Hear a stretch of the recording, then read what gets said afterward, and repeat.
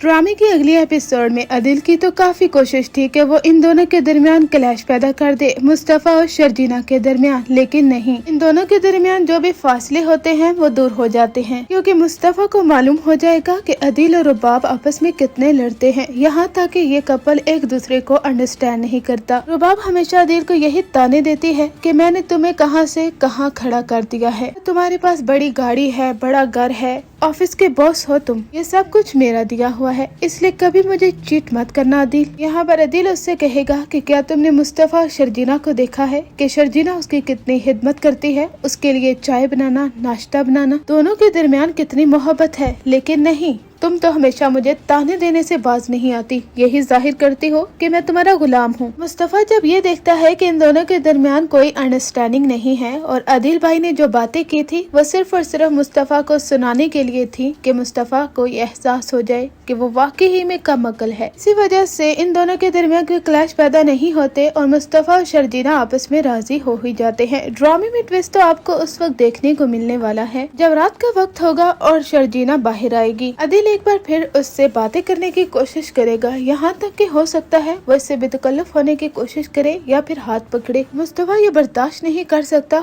वो आकर अपने भाई का गिरबान पकड़ लेता है। वो कहता है कि मैं सोच भी नहीं सकता अदिल भाई, आप अपने छोटे भाई के बारे में ऐसा सोचेंगे। आपने खुद ही तो कहा था ना कि शर्जीना आपके काबिल नहीं है, आप तो रुबाब के साथ शादी करना चाहते हैं क्योंकि आपको तो बहुत अमीर होना था ना। बाबा को आपने ताने दिए कि आपने सरकारी नौकरी करके इस छोटे से घर में रहकर क्या ही बना लिया है। इतना सब कुछ हो जाने के बावजूद अब आप दोबारा से ये हरकतें क्यों कर रहे हैं। यहाँ पर दोनों भाइयों के दरमियान काफी गर्मा गर्मी होती है और यहाँ तक के बात हाथापाई तक पहुँच जाती है। सब लोग वहाँ पर आ जाते हैं। अदिल के बाबा कहते हैं कि मैं आज इस दिन के लिए जिंदा हूँ कि अपने दोनों बेटों को लड़ता हुआ देखूं, इससे पहले मैं मर क्यों नहीं गया। अदिल की अम्मी जो कि हमेशा अदिल की तरफदारी ही करती हैं, दोनों बेटों के दरमियान हमेशा से फर्क करती आई हैं। वो यही कहती हैं कि ये सब कुछ शर्जीना की वजह से हुआ है, ये मेरे दोनों बेटों के दरमियान फर्क पैदा करना चाहती है। पहले कभी इन दोनों के दरमियान लड़ाई नहीं हुई थी और आज देखो इसकी वजह से दोनों भाई एक दूसरे का गिरबान पकड़ रहे हैं। मुस्तफा कहता है कि अम्मी शर्जीना को कोई कसूर नहीं है, आप इसे हमेशा क्यों कसूरवार ठहराती हैं। हमेशा ये आपकी खिदमत में लगी रहती है, लेकिन कभी भी आपने दो लफ्ज तारीफ के नहीं बोले। इसके लिए बस बहुत हो गया है, मैं भी बातें सुन सुनकर तंग आ चुका हूँ। मैं भी बर्दाश्त नहीं करूँगा कि मेरी बीवी के बारे में कोई इस तरह की बातें करे या उसे ताने दे। शर्जीना का हाथ बड़े ही फखरिया अंदाज से पकड़ता है और उसे कमरे में लेकर चला जाता है। शर्जीना काफी खुश होगी कि पहली बार मुस्तफा, मुझे अच्छा लगा है कि तुमने मेरे लिए स्टैंड लिया, क्योंकि एक बीवी यही चाहती है कि उसका शोहर उसके लिए स्टैंड ले, उसके लिए आवाज बुलंद करे। मुस्तफा कहता है कि हमेशा तुमने मेरी बेइज्जती नहीं होने दी और यही कहा है